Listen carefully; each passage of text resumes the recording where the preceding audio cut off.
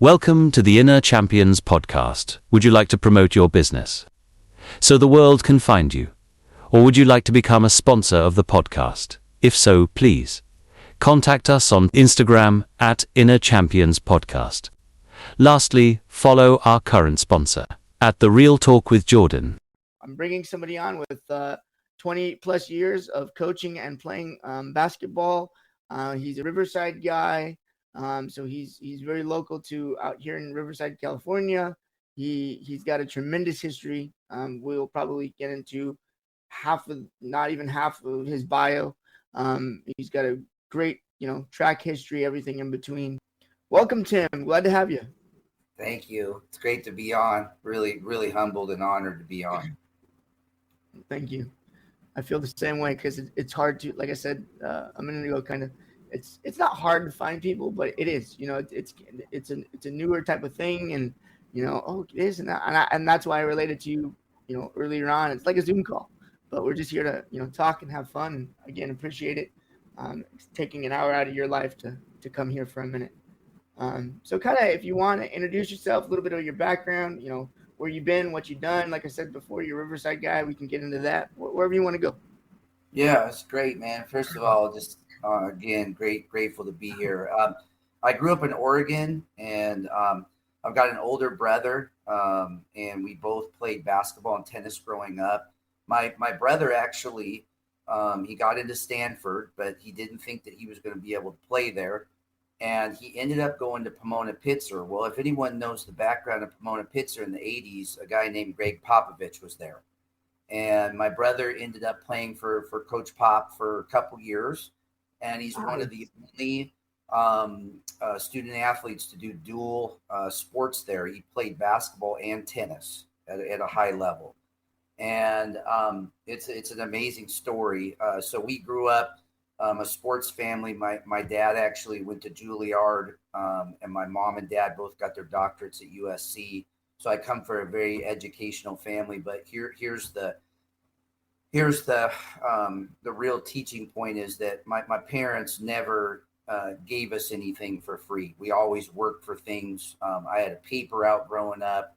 I had some unbelievable jobs. I was a bean cannery guy.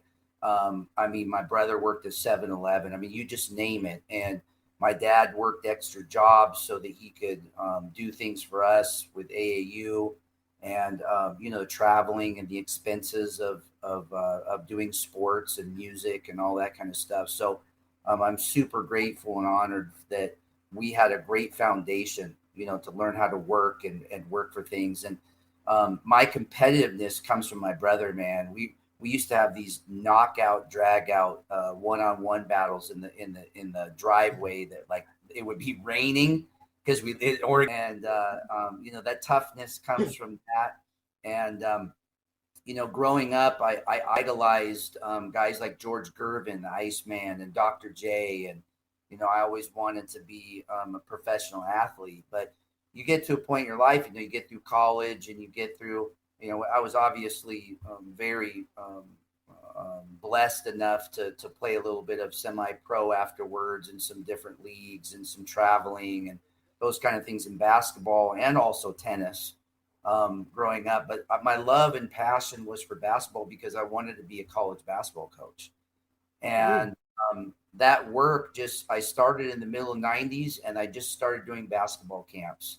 And, everything's changed so much in this culture, but I always tell people that want to get into it, if you really, really want to get into it, start with basketball camps. Start with basketball camps and start a relationship and start those processes that can get you the relationships and serve the community and serve things and not try to get yourself something, but go in with an open heart, open mind. I did massive basketball camps, and I was fortunate enough to do Portland Trailblazer camps and Willamette University camps and UC Irvine camps and Cal Baptist camps and, all those different kinds of things. And then one thing led to the other, and you start formulating relationships, and jobs started coming your way because people saw your work. People saw that you were relationship oriented. that you were hungry and eager to do games. I also did a lot of traveling to clinics. I'd hear Bobby Knight speak. I'd hear George Raveling nice. speak. Yeah, it was great because we went to go see Air when it first came out. And growing up in Oregon, I knew that whole story, but it was really cool to see all the ins and outs of the stuff that went on with Michael Jordan and the Nike stuff and all that. So I grew up around that campus, and so those kind of things. So those that work ethic, those relationships, the opportunities, it took certain people to pay it forward in my life to get me to where I'm at. And I've always said to people is that the best thing you can do in life is pay it forward to someone else. Become a mentor, become a man that will teach life skills. And it's just a beautiful thing. And then obviously with my faith component, being a believer, we are able to do a lot of things through community outreach. We're able to grow our faith component within our structure and our program at LPU. We were able to do that at CBU and Riverside, San Diego Christian, and it's just been a wonderful journey. Awesome. It sounds like a good one, and it's still going. And I'm gonna elaborate real quick on the fact that you said it's all about giving back. It's all about opening up your arms and just listening. I think I mentioned to you in one of our messages, I'm a youth basketball coach at the Park and Rec. But it's kind of a funny story. I go to my local middle school where I went to middle school, and I basically asked. I said, it's an off-campus extracurricular activity. Can I get some of the guys here that might want to play? And so I have a good relationship with my old middle school, and they're like, yeah, anybody you want, anything you need, we'll give it to you. And it's just that's what it's about. Everybody helping each other and for one common goal, and look where we're at. So that's awesome. And then we can kind of, maybe go into like I said, you're a Riverside guy. Were you born and raised here? Did you grow up here? Is this where you started and then ended up? No, I was born in Los Angeles, and my dad was finishing up his doctorate. My mom was finishing up her doctorate at USC, and they wanted to move out of the city, and he got a great opportunity up north in Oregon. And so we grew up there most of my life till about I was 30. And I got an opportunity within the league, the college league and NAIA league at Cascade College that I was coaching at. I got an opportunity. I got a call from a guy that used to be at Western Baptist, who was now Corbin. And that's Coach Tim Collins, who spent, I think, 11 years as the head coach at Cal Baptist as we were NAIA, and then they were D2. And obviously they made the transition to Division I. But I think before Rick Croy, he was the winningest coach, and we had the best winning percentage and most wins throughout the 8 years that I was there and the 11 years that he was there. So we were able to build a really good foundation and a great program there in Riverside. So I was there about 8 years. I lived on campus at CBU. I lived just across the street that are townhomes now. And when I say that I love that community, I love that community. I mean, I was ingrained in Sandals Church on campus. I was ingrained in the community. We did all sorts of basketball camps. I recruited heavily in that area, both everywhere from Ramona to Riverside Poly, all over the place. And then we'd go deep we'd go into the desert areas, Moreno Valley. There's some unbelievable talent in the Riverside area, as you know. Yeah. No, absolutely. Yeah, I miss it dearly. I love it here. This is a great, we have, Damien High School and Laverne and San Dimas. We have this beautiful area. Etowanda High School, obviously. We have some powerhouse programs here. Chino Hills, obviously everybody knows about the Ball brothers. But to me, Riverside is just something that hits my soul. It's something that is, never leaves me. My wife and I still go back to the hotel to have brunch there sometimes. I've got friends at CBU still, and awesome. I'm not able to go there as much as I want to, but it was definitely CBU helped define my whole career. I mean, it really helped me become the best assistant basketball coach I could ever be. And then obviously with all the experience that I gained through college, through some pro stuff, through high school coaching, I was able to get a head coaching job. I was an assistant for 15 years. Oh, And nice. and it was just being prepared. I was finally felt prepared in 2010, and I was fortunate enough to get the head coaching job at San Diego Christian, and I've really enjoyed the journey. Not only being an assistant for so long, because you learned how to do everything. You learned how to serve the program, do the laundry, do the scouting reports, do all the recruiting.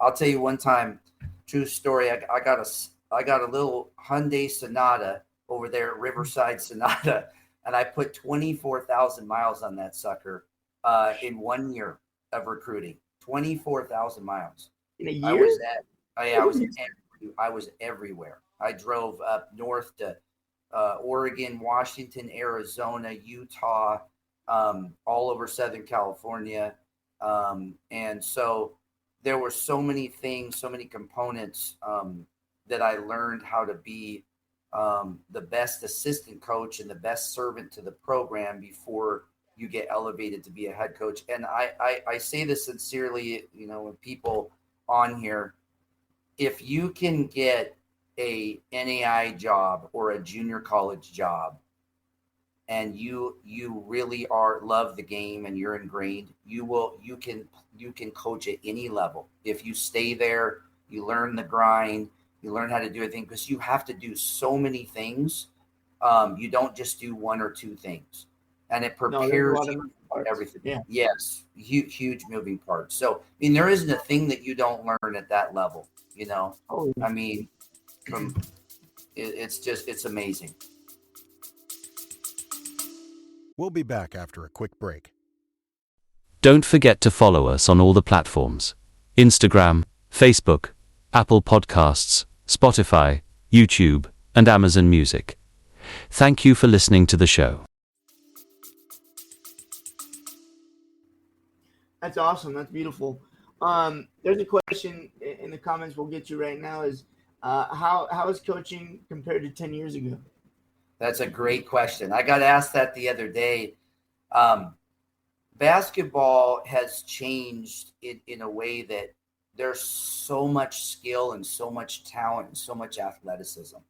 There's there's so many bigger bodies and more athletic kids, and there's so many places now and opportunities where you can get individualized coaching and camps, and you get all your social media, and you get all these outlets and everything. And I think from 10 years ago, I would say that the game is still just an absolutely beautiful game to watch, to play, to coach. But I would say that it's changed in the athleticism and the skill set, and the amounts of incredible, innovative things that people can do on a basketball court. Now, I will say we are behind the Europeans, I think, in our skill set, in what we do, in our fundamentals and all that. But we are definitely not behind anybody in athleticism, and capable people that can really play the game. Yes. Blaze, man, you're completely correct on that. There's a question in the private, or a comment in the private chat. I just read that's pretty true. But I also wanted to, now that you said that about the athleticism, for example, I have a middle school kid. He's, I don't know, probably 6'1", 6'2", super, big center. But he didn't think he could, make a shot. He didn't think he could do, what I know he could do, and I could see it in him, and a little bit of work and a little bit of, confidence building, and now he shoots it like it's nobody's business, and he shoots right over the top of people's heads. It's pretty beautiful, Yeah, I mean, it's amazing, and you're seeing it at such a younger age, of just Oh yes, development and stuff. But we have to be very aware of how the Europeans are running their business within their structure of how they teach skill development. I mean, look at the Joker. I mean, that just says his skill set is, it's just you can't teach that stuff, and it's so high level. And Doncic is so high level, and so the mixture in the NBA right now between the European skill sets and the athleticism of American basketball is it's pretty phenomenal to watch. There's more basic components to it, like, you know, the game's not as complex as it used to be here because you're seeing a lot of high ball screens and you're letting people go off the dribble and do athletic things and stuff. But when you get a mixture of skill set and athleticism, and you're teaching the game and you're teaching angles and spacing and screen for the screener sets and beautiful European action where the spacing's right and continuity stuff, and watching the Warriors play and how they run split action motion, and it's still an absolutely beautiful game to watch. Yeah, it is. It is. Yeah. Okay, you said something. You said something that got to me, and not in a bad way. But you said Warriors. Are you a guy who believes old style basketball or the new era, new style? Let's shoot up 63s and get 10 of them, or are you the guy that I would be, and I attack the basket, and you're going to foul me before you get it another chance? So I'm going to get you with this one, a little bit of both. So okay. I think the three is the great neutralizer. Everyone on our team, and this is the best team that we've had since I've been at LPU. We've got some NCAA transfers coming in. It's taken us a while to build. You know, it's a small school, and what we do is we really try to find really highly skilled guys that can shoot the basketball, because I think it's the neutralizer. Okay. And they're coming in, and you know this in this culture, like someone had said on the questions, that what do you think changed about the last 10 years? Well, you can add the 3-point line has changed, you know, and it has neutralized the game. Yeah, it's just it's a people, you got big stepping out, you got 7-footers, 7'5" guys in Wemby now that can shoot 25-foot shots with ease, and they'd rather do that than have their back to the basket. And so here's the deal, though. I think you got to add in the new game and the old game. You have to have some physicality. You got to have some guys that can play with their back to the basket. You got to have some guys that can get to the rim. You got to have some floor spacers, and you got to have some dudes that are really tough, like tough defensively, tough offensively. And I think if you get that mesh, like I look at Gonzaga, I look at Kansas State. You look at the teams at the college level that are just tough and skilled and athletic, and they get after it defensively, and they know their spacing angles and their timing's good. And it's a beautiful game to watch, you know, when you put kind of the old school style in with the new school style. So it can be done. I tell people all the time, they ask me, Coach, how do you deal with this generation? I said, you meet them halfway. I said, you can still discipline and use life skills through basketball, through faith, through whatever you want to teach in that environment, but you got to meet them halfway. You can't tell a kid these days, like, you know, leave your phone at home, because when you're coming to the gym, it ain't happening. You know, like, that's not meeting them halfway. Hey, come to the gym, but you can leave your phone in the bag. Try not to check it too many times if we're just playing open gym or whatever. But, you know, just things like that where you can really, and it's not a compromise, but you got to meet these guys halfway. And they're still relationship driven. No one can ever tell me that. They are still deeply rooted in relationships. And if they know you care about them and they care about you, they'll run through the wall for you. Absolutely. Yeah, it's kind of cool because I have a player who I've had for about a year and a half, and he's one of those guys that, you know, if you meet him in the middle and just kind of give him the green light when, you know, he wants to take it, let him have it. And he has a three that I'm beginning to like, even though it's a little heart attack. He likes to shoot just beyond outside of the, you know, 3-point line or the wing, and he blows my mind. He hucks it up there like it's nobody's business. And I'm like, oh, we can work on the shot a little bit, but you know what? You made it. I'll take it. And, you know, positive reinforcement, encourage them, and just support them, you know? So. Yeah. Well, I'm gonna answer one of Jerry's questions here. Okay, go for And it. he has a couple of them. And so when you coach a teach, do you find yourself teaching more of European style? And then what are the Europeans doing that we should be doing so we are not behind them? Um, the Europeans, they start very young in their philosophy, and they have all these programs and academies set up. And so they're teaching a lot of fundamentals, a lot of slow down pace basketball. And you got to remember, they're not as athletic as we are here. And so when you're structuring those kind of academies and programs over there, you're going to have more timing, spacing, angles, maybe more below the rim type of stuff, more skill development, those kind of things. And I think what we've missed here in the last 10 to 15 years is you can still teach an athlete how to be a really good basketball player. The problem is sometimes we see athletes and we just let them go. We just let them play. Oh, hey, just play. And they're shooting with a hitch in their shot, and they're shooting on the way down, or they can touch the top of the backboard, but their passing skills and their timing is not there. They don't know how to jump stop. They over dribble, whatever it may be. So the perfect format is to spend time teaching kids fundamentals from a young age, teaching them how to be a basketball player and not just a player. So you teach them basketball skill developments, how to box out, how to rebound. One of the things in Oregon is we had such great coachings fundamentally. Now, people might think it's robotic or whatever. We knew how to play basketball. We knew how to pass. We knew how to deliver a pass. Yeah. We knew how to rebound, box out. We knew how to run a zillion sets. We were taught the game at a young age on how to do all those things. And sometimes we just see people's talent and we just let them go. Oh, they're really talented, so just let them go. And, you get what you get in that when you go over to Europe, like we did with our 19U team, and Spain kicked our rear by about 18 points, and they just went in and they did everything fundamentally better than us. They passed better. Yeah, their angles were better. They played hard. They played together. The coaching was there. They listened to whatever it may be. So if there's anything, what we need to do is put our ego to the side and say, hey, let's integrate a little bit of this philosophy over here because it's working in Europe.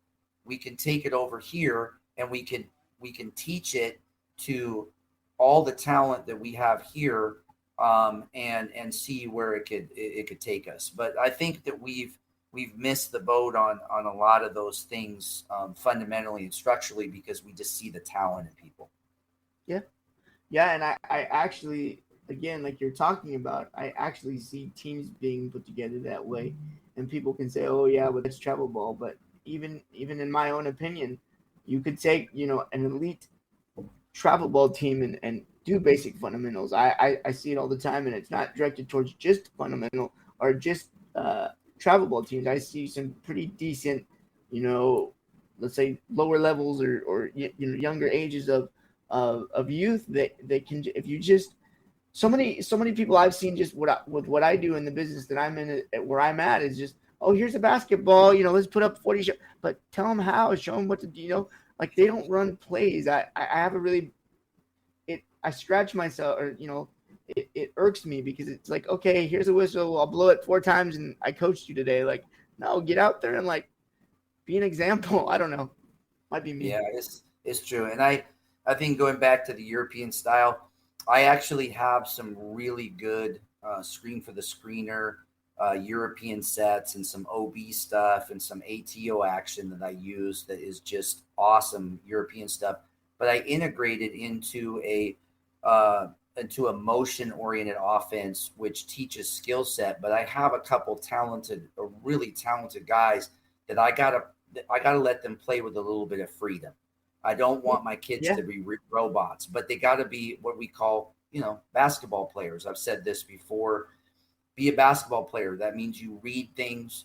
You read whether you have to slip or cut or draw a handoff, alleviate ball pressure. Do you read things defensively? Are you tied on a string with each other? You got to teach them great fundamentals and European style things, but your talent level, you got to mix in with that, and you got to give them a little bit of a leash, because you have to let them play some basketball, the feel of the game, rather than trying to teach them how to be a robot. Thank you. And I love it, Yeah. So a little old, little new. Yeah. Cool. That sums it up. That's great. That's wonderful. So my next question would be for you, in a sense, I guess, would be like, and I'm sure you obviously love where you're at, but do you love the fact that, where college is at today, and just the growth in college? Because just being an outsider, I've seen just like the tremendous change in what's going on and everything. And I'm like, oh, this is really cool, because even probably where you're at, things are growing and prospering. It's amazing how this game is continuing to evolve into, something spectacular, at all levels. So. Yeah. I mean, it is. It's very true. Yeah. Okay, so let me see. Let me skim through some of my questions. Hi, welcome back from break. Hope you had a nice break. I know I did. Give me a minute to think a little bit of more questions to ask our awesome guest today. I want to thank him again for coming on the show, taking the time. Also want to thank my audience. Fallon, I see you. Hope you're still here listening. Thank you for always being here and just being there for support, for everything. So thank you. How was your break? That was great. That was like, hey, that was a great break, man.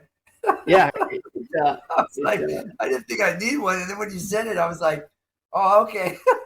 Yeah, exactly. Right. I know. It's kind of nice. Like you said, you go and you don't think that you need one. And then after a while, you're like, oh, my jaw kind of hurts down here. I've been going for the last half hour. Okay. Yeah. No joke. Yeah, you got to go to the bathroom, grab a drink or something. I know. It's crazy. Yep, absolutely. And I probably know the answer to this question already, because I've been in the business long enough. But what do you think the biggest difference between a high school program versus a college program would be in this era, in this generation? Like, is there similarities? Is there big difference? I mean, I'm sure there's big differences, just in maturity level alone. But as far as basketball goes, is it? I'm sure it's faster pace. I mean, I run a pretty fast-paced basketball team, but that's just me. That's just my philosophy. But what's one thing that you think that over your years of coaching that you've seen just change between youth into adulthood of basketball? Yeah, terrific question. So I think it's hard for people to understand how good the levels are. So junior college level is fantastic. You got Division I, Division II, NAI, and then Division III, and every one of those levels gives scholarships. Like, we can give full scholarships sometimes, and people don't understand that. Whoa. And I'm like, yeah, it's why you see a bunch of Division I transfers in our league, because they didn't make it, they didn't play enough, whatever it may be. Our league is notorious for getting Division I transfer. I have one right now.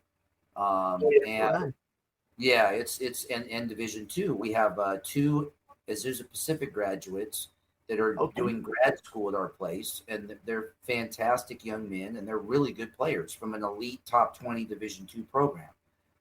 So that being said, high schools, what I've seen is the really, really top level ones, and I don't want to slight anyone, but the Damians, the Harvard Westlakes, the Mater Days, the Etiwandas,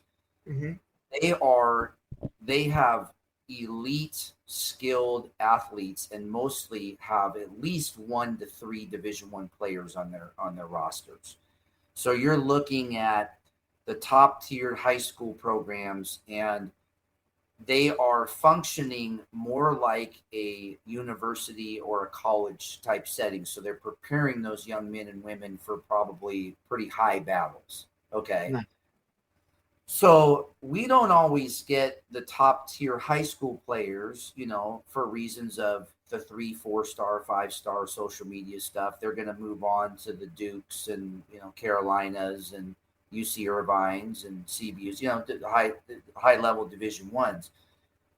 But you see at our level, I've had a thing where when we get a freshman kid, we redshirt them. And the reason why is they come into our gym, they're nowhere near ready enough, strength-wise, maturity-wise, socially-wise. One of our kids that we signed from Saugus, he's 6'5", 220, but he just turned 18 the other day. He was 17 years old. Comes into our gym. The speed of the game is completely different. Even though he's physical, he doesn't know how to use his physicality because he's been throwing boys around, and now he's dealing with 24-year-old grown men. Yep. And so the high school game, it is a beautiful game, but only 3 to 5% of those kids are going to go on and play at another level. And so for us redshirting kids, I redshirted 6 kids last year. And the difference between last year and now is you would never even recognize them. 15 pounds of muscle. The speed of the game is slowed down for them. They understand all their angles and spacing. They understand how to play the game better. They're physical. They're mentally developed. They've gone through the system. They know how a real university operates. They've gone to chapel twice a week. They've gone to class every day.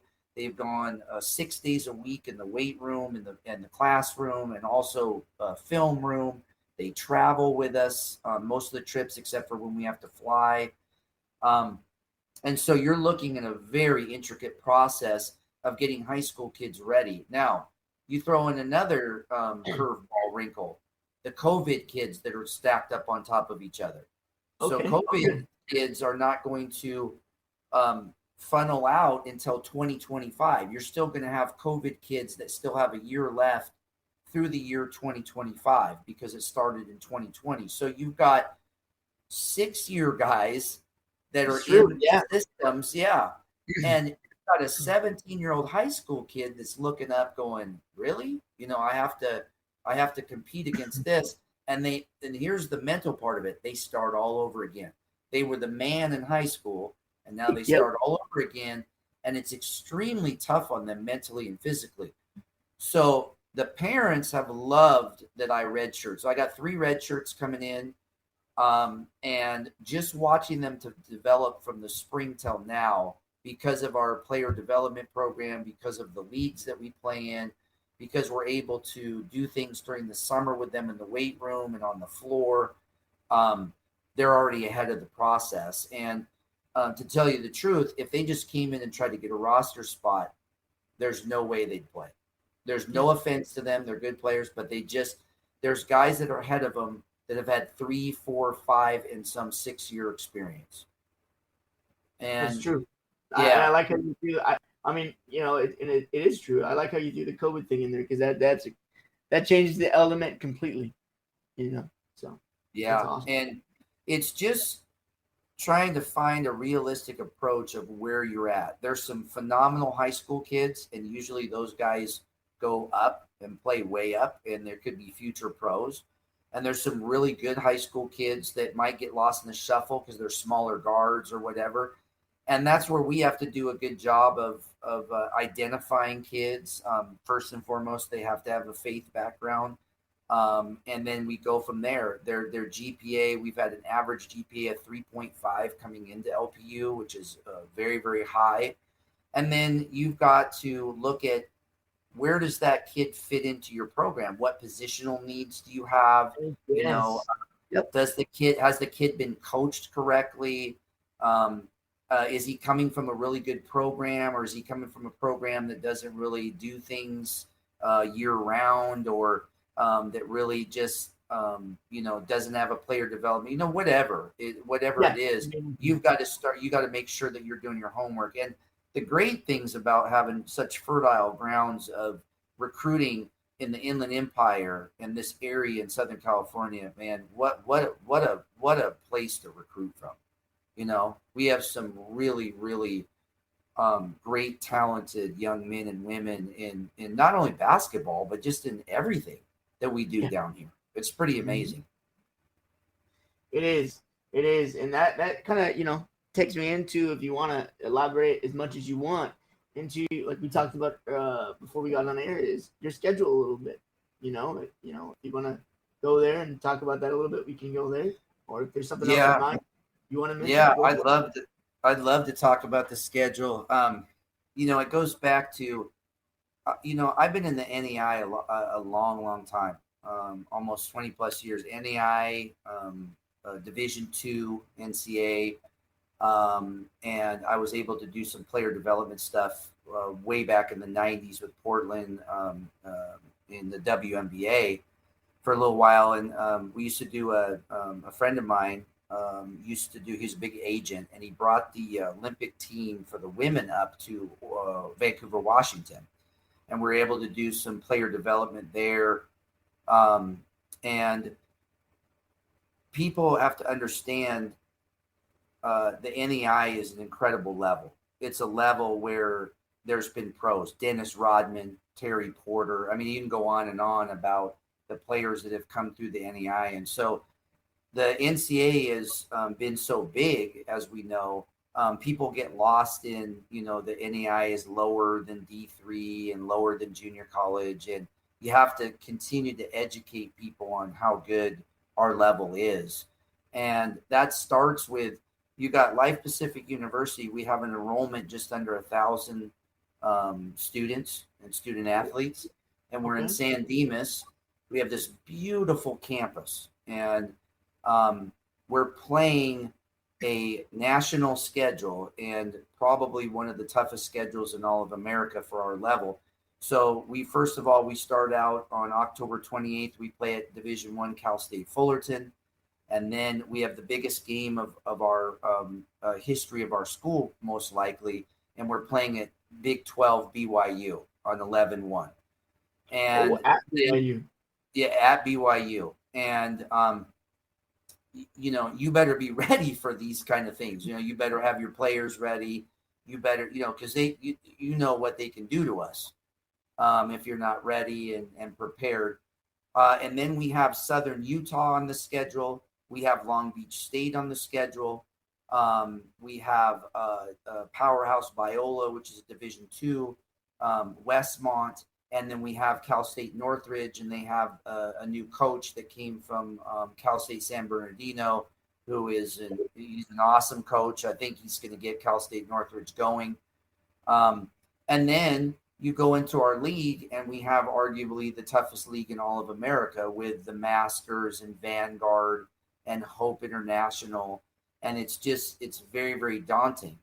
And what people have to understand is that, again, when you're looking at the NEI, there's some incredible sports being played, not only basketball, but incredibly high-level sports. You got pros going and getting tryouts with football teams and lacrosse teams and basketball and baseball and stuff. So us being centralized in Southern California, there's a lot of really good talent and skill to recruit from here and good fits, but you got to do your homework, Yeah, totally. And the schedule is for, you'll get a little kick out of this. The schedule is for the guys. They're getting to play in places that maybe they'd never be able to play in.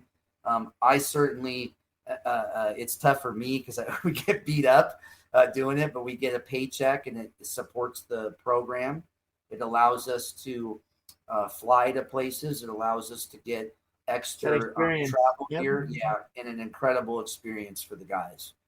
And so it's really important for us to get our word out. It's important to be on your show. That's why it's an honor. It's important to be positive on social media and get your stuff out there, because we know that that's a good avenue. It's important to talk to people about who we are and what we do. And, we're a faith-based Christian university who we play high-level athletics, and we invite people to come to our campus, and we invite people to see who we are. And, I've been here 8 years, and it's a beautiful place with beautiful people.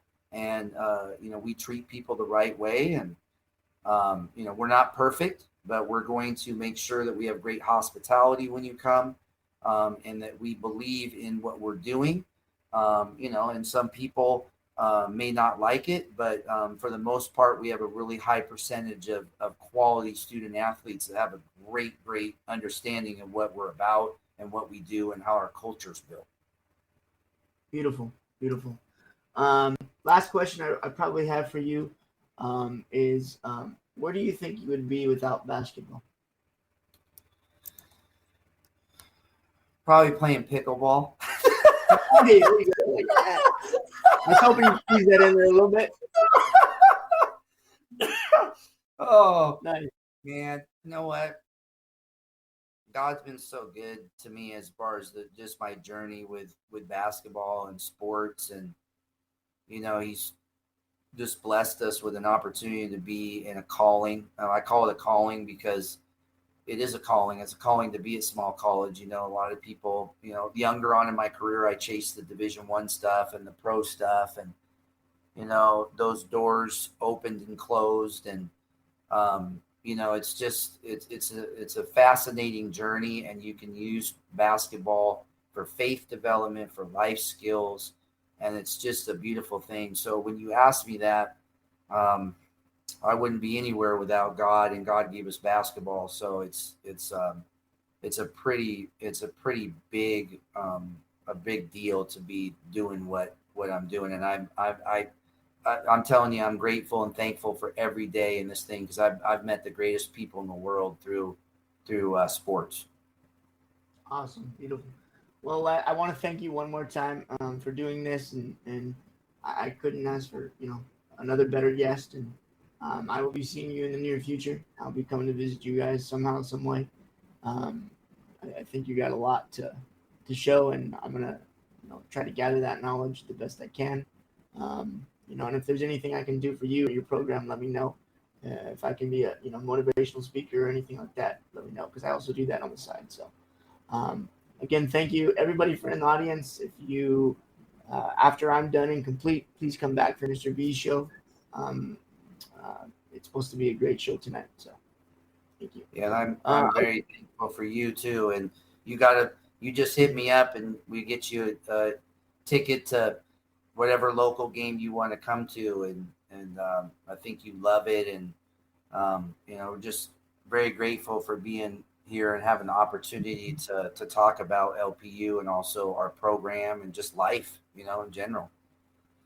Very awesome. Anytime during the season, if you want to, help get a message out there, you're more than welcome to come back. So thanks again.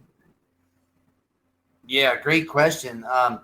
That the door, I chased a little bit younger. I had some good NBA connections and chased that. And then I started getting into where I was called to be, and I started figuring out how important this level was to the development of character in young men and young women. It's a special level, you're able to teach. It's pure. The game's still pure. Those things have been a part of my life for many, many years. But very interesting question, because I will finish up my last 2 years with my son here. That will be 30 years. Oh, and I think it'll be an interesting, could be an interesting pivot about where I want to be. Do I want to be a special assistant at a higher level and help people with their schemes and behind the scenes stuff? I've had a couple opportunities with ex-players who can get me a few pro gigs overseas. And so it's something that I throw around a little bit, but I also, as most people say, I do live in the moment. And so each day from here, I'm very blessed to be here, and each day and just thinking about it. But there will be some thought process into that as I get done with the next couple years, to be honest with you. Beautiful. Thank you guys for listening to the Inner Champions podcast and this throwback episode that I did in 2023. I hope you guys enjoyed this throwback episode. Please don't forget to follow us on all social media platforms at the Inner Champions Podcast.